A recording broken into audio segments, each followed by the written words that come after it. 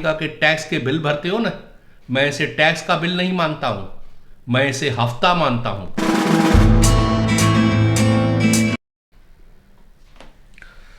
जय हिंद दोस्तों। करप्शन, जिसको हम दीमक कहते हैं, दीमक के जैसा हमारे देश में लगी हुई है। 1947 के पहले अंग्रेज हमारे यहाँ राज करते थे, तभी बहुत जुल्म हुआ और आम जनता के ऊपर भी हुआ था। हमारे जो फ्रीडम फाइटर थे, हमको आज़ादी दिलाई। आज़ादी के बाद दो देश बन गए, एक पाकिस्तान, एक हिंदुस्तान। पाकिस्तान की कंडीशन आपको मालूम है, वो क्यों है उसके बारे में भी बात करेंगे। और हिंदुस्तान, जिसे भारत हम कहते हैं अभी आजकल, पाकिस्तान में करप्शन इतनी है जो आज वो भीख मांग रहा है।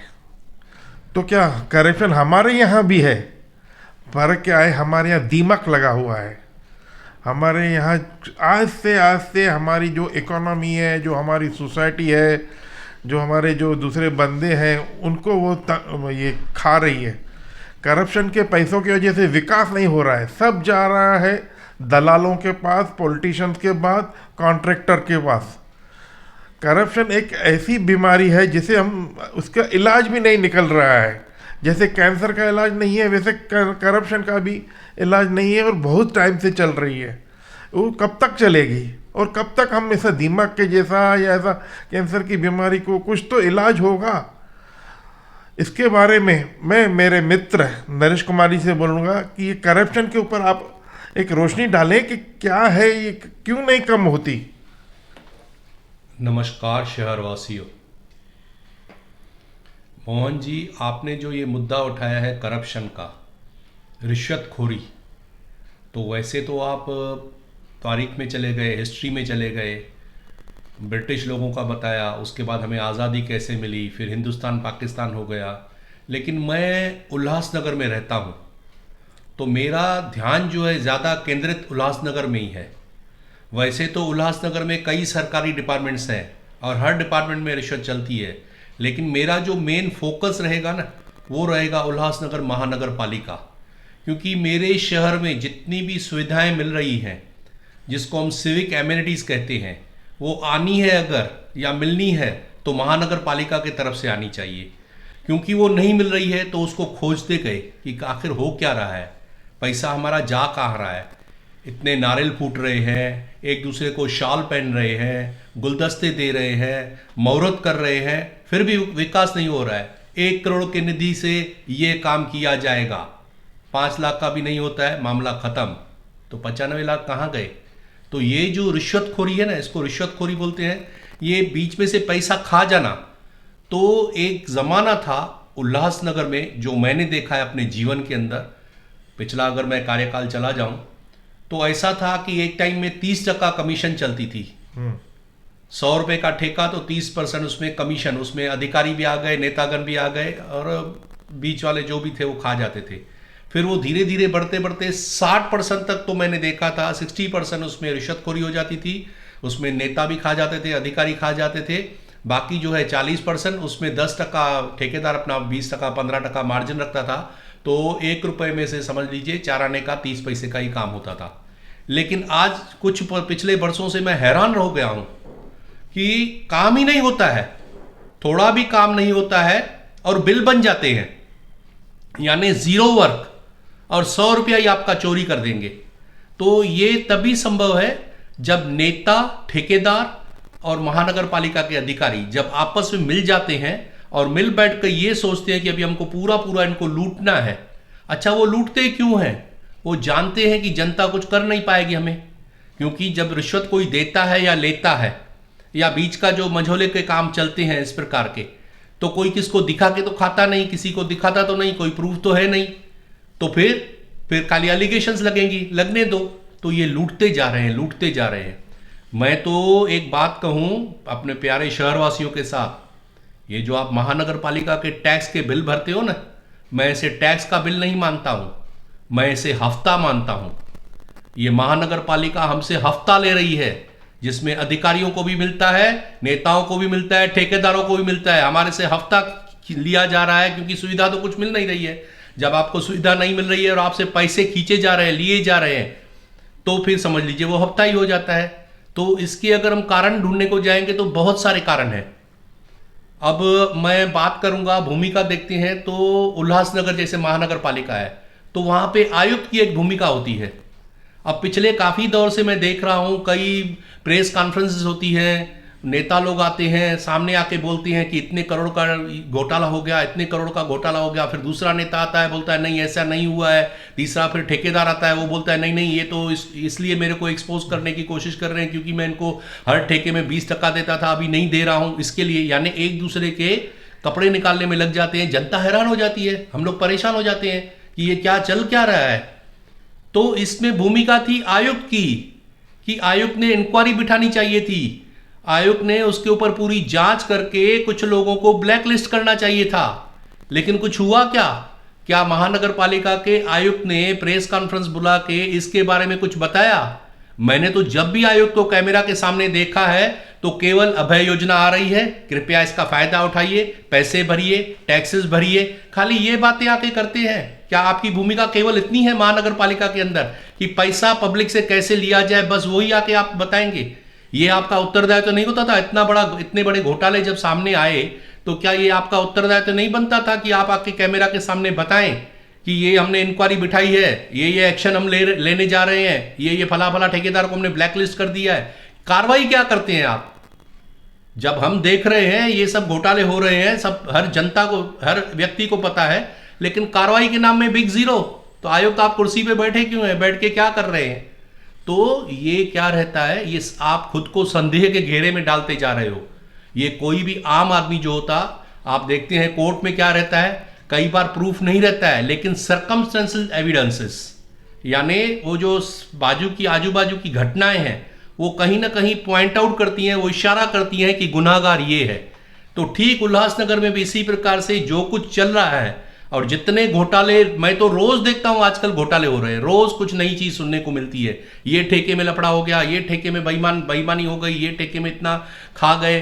तो ये जो हो रहा है, तो संदेह के घेरे में तो आप आते जा रहे हैं। क्यों ना आपको संदेह के घेरे में सर्कमस्टेंशियल एविडेंस यही बता रहे हैं कि कहीं ना कहीं गुनाहगार आप भी हैं, क्योंकि आप उसके ऊपर कोई कार्रवाई नहीं कर रहे हैं। तो इस प्रकार से, जिस प्रकार से रिश्वत चल रही है, और भी मैं कुछ चीजें बताऊंगा, तो आप इसके ऊपर मोहन अगर कुछ बोलना चाहें तो बोल सकते हैं।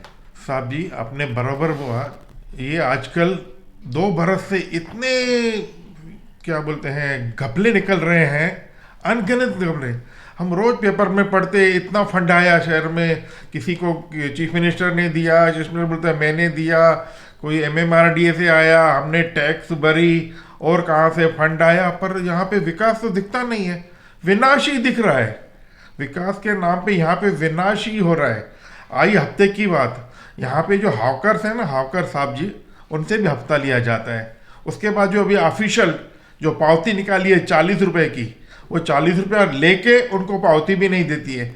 और मैं आपको अचरज की बात बताऊं, हमारी म्यूनसिपालिटी में जो हम चार्जेस भरते हैं कुछ सर्विसेज की, जैसा अभी एब्स्ट्रैक्ट सर्टिफिकेट मांगता था, 50 रुपये चार्ज थी। लोग बोलते हैं हमें 50 रुपये की पावती नहीं मिली।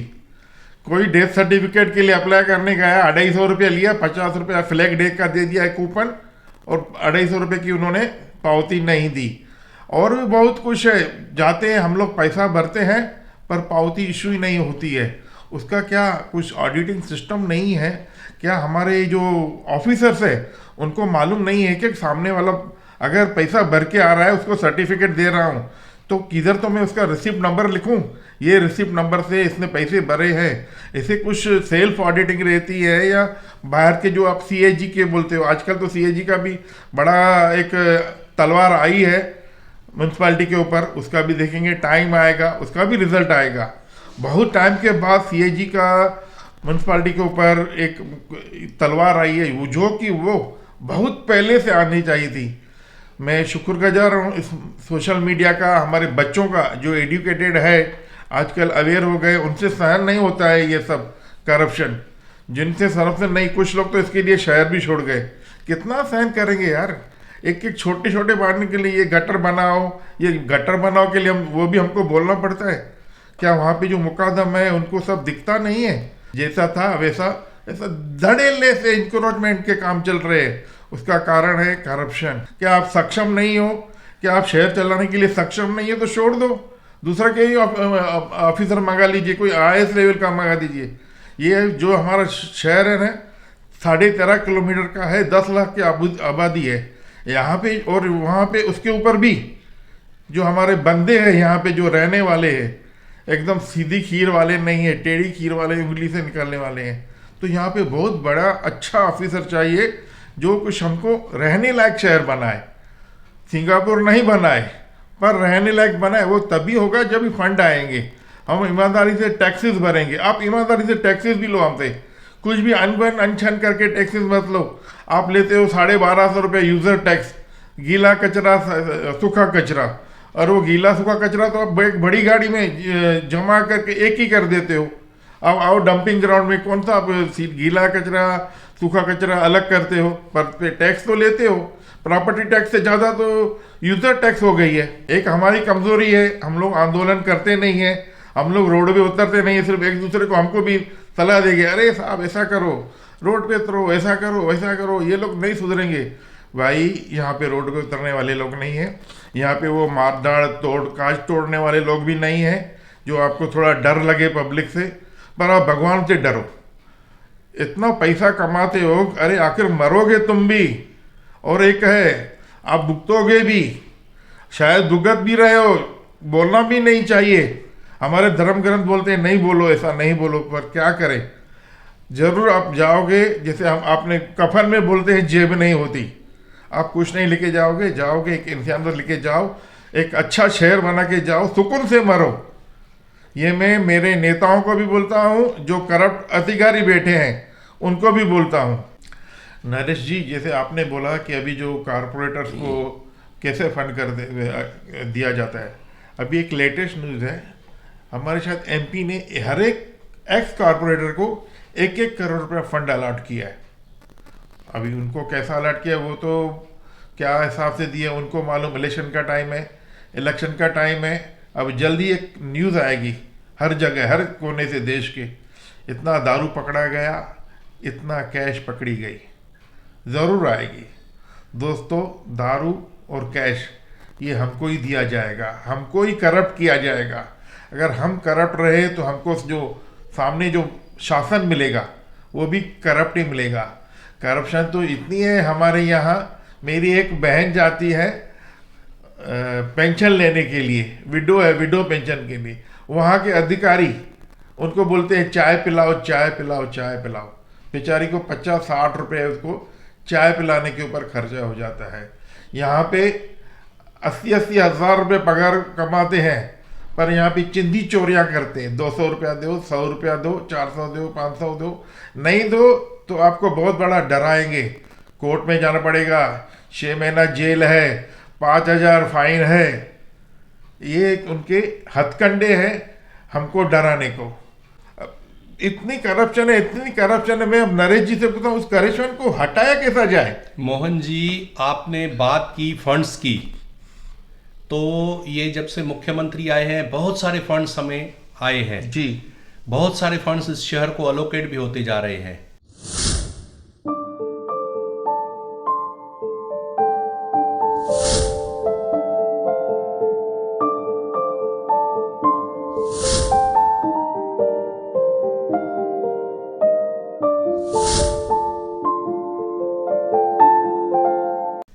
उसके बाद भी आपको मैं बताऊं, शहरवासियों को बताऊं, आज भी हमारे उल्लासनगर महानगर पालिका के ऊपर 1,000 करोड़ रुपए का कर्जा है। अभी आप बताइए, इतनी कलेक्शन होने के बाद, इतने फंड्स आने के बाद भी 1,000 करोड़ रुपया कर्जे में है महानगर पालिका। उसके सिवा मैं दूसरी बात बताऊं, ये आज 1,500 करोड़ हो जाते थे।